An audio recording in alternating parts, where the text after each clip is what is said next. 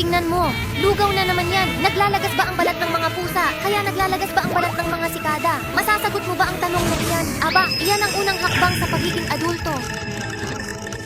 Ganun talaga. Una sa lahat, nakuha na ang mga bituin na yon. Sige lang, ipagpatuloy mo. Naghihintay ako habang buhay.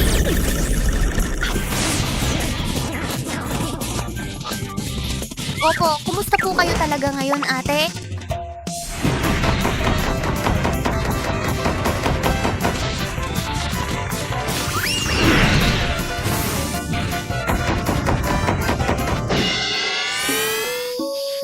Tila, kasama sa 7G ang mga convenience store. Ibig sabihin, hindi mo na ako kailangan? Akala ko tatanggapin mo ako. Ano ang ibig mong sabihin sa lahat ay iyo? Sana naisip mo ang biro mo. Pasensya na, kinakabahan ako. Huwag mo akong itapon. Makikinig ako sa inyo.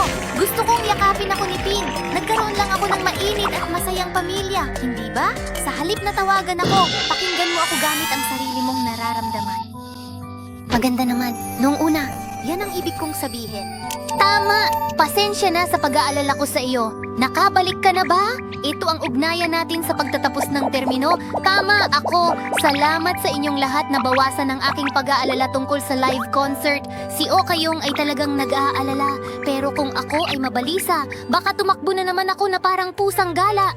Kaya sana'y bantayan mo ako. Nako, ano ba ang problema kung magkakasama kayo at tuwang-tuwa?